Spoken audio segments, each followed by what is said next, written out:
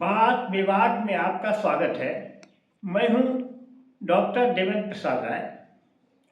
आज मैं आपसे यूएई का ओपेक से एग्जिट पर बात करूंगा। सबसे पहले आप समझिए ओपेक क्या है। 1960 में इराक में एक तेल उत्पादक देशों का एक मीटिंग हुई जिसमें एक संस्था का गठन किया गया जिसका नाम पड़ा OPEC, organisation of petroleum exporting countries. फिर से जान लीजिए, organisation of petroleum exporting countries मतलब जो देश पेट्रोलियम को एक्सपोर्ट करते थे उनकी एक संस्था बनी। उसमें कुछ अफ्रीका का Algeria, Congo, Guyana, Gabon, Libya और नाइजीरिया रहे। और जानते हैं मिडिल ईस्ट इसमें सबसे आगे है। मिडिल ईस्ट के Iraq, Iran, Kuwait, Saudi Arabia और यूएई इसका सदस्य बना, और साउथ अमेरिका का वेनेजुएला। बाद में चलकर उसमें 10 और कंट्री को जोड़ा गया जिसे ओपेक प्लस कहा गया। उसमें Azerbaijan, Bahrain, Brunei, Kazakhstan, Malaysia, Mexico, Oman, Russia, south Sudan, Sudan इत्यादि देश आए।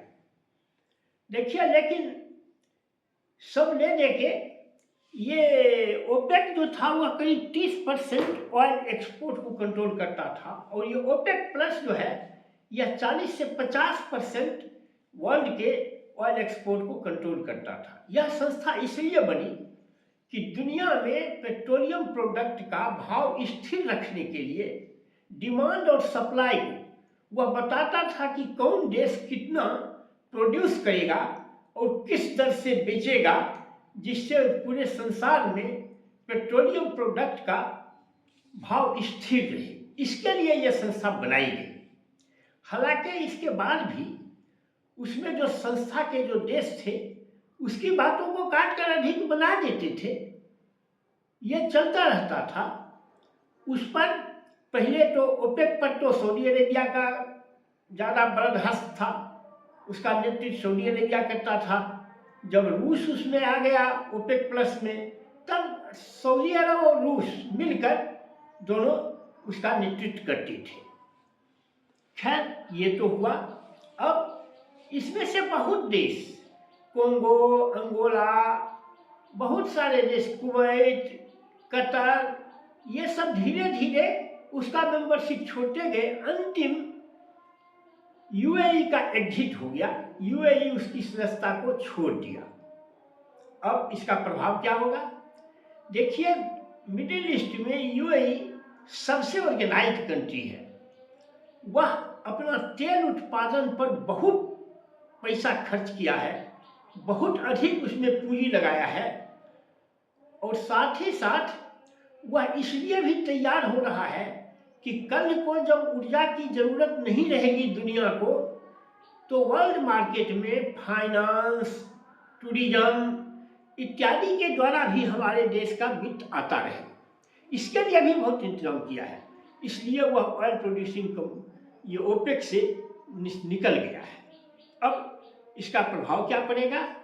देखिए, मैंने पहले ही कहा कि उसने और तेल के उत्पादन पर बहुत अधिक पूंजी लगाया है, तो उसका उत्पादन बहुत बढ़ गया है।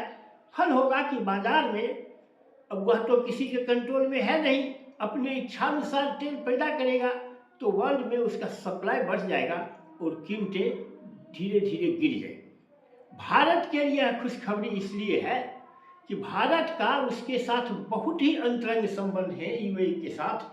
यूँ तो सऊदी अरेबिया के साथ भी संबंध थे, आज भी हैं, लेकिन यह संबंध बहुत अधिक दिनों तक बना नहीं रहेगा, क्योंकि सऊदी अरेबिया का पाकिस्तान के साथ डिफेंस पैक्ट हो गया है। पाकिस्तान हमारा दुश्मन देश है, आज निकल हमें उसको भी फेस करना ही पड़ेगा। लेकिन यूएई से इस तरह की कोई बात नहीं है। आपको ज्ञात होगा, ये जो यूएस इजराइल का जो ईरान पर अटैक हुआ, उस बीच में यूएई के विदेश मंत्री आए, 4 घंटा रुके, एस जयशंकर जो हमारे विदेश मंत्री हैं उससे बात किए, प्रधानमंत्री से बात की और फिर लौट गए। अब क्या बातें हुई पता नहीं, ये तो अभी तक पूरा बाहर हुआ नहीं है, किसी ने उसको वायरल किया नहीं है, तो वह अभी भविष्य के घट में है और कि क्या उसमें बातें हुई। लेकिन हमारे उसके साथ बहुत अच्छे संबंध हैं। तेल की कीमतें अगर गिरेगी हम उसके साथ विशेष दुनिया में भारत और चीन दो सबसे बड़ा ऑयल का आयातक है, चाहे क्रूड ऑयल हो या बना बनाया तेल हो, उसका आयातक है। तो हमारे लिए तो दोनों क्या देश के लिए तो बहुत अच्छा होगा कि तेल का सप्लाई बढ़ेगा या क्रूड ऑयल का सप्लाई बढ़ेगा। तो आपको जानते हैं कि अगर डिमांड बढ़ता है तो कीमतें बढ़ती हैं, सप्लाई बढ़ता है तो कीमतें घटती हैं, तो कीमतें घटेगी, हमारे देश के लिए वह फायदे की बात है। लेकिन अब देखिए क्या होता है आगे। अभी तक तो इराक ईरान यूएस ईरान युद्ध का ही कोई हल नहीं निकल रहा है और इसमें ईरान के हमलों का सबसे बड़ा टारगेट यूएई है। यूएई पर सबसे अधिक हमले हुए हैं ईरान के। अब इस बीच अब क्या होता है यह आगे भविष्य के गर्भ में है, कितना फायदा होता है, ग्लोबल मार्केट में जो सप्लाई चेन है उसको ये सऊदी अरेबिया कितना प्रभावित करता है, यह तो आने वाला कल बताएगा। बस आज की वीडियो में इतना ही। अगर आपको मेरी बात पसंद आए तो आप इसे लाइक और सब्सक्राइब करिए। Thank you very much.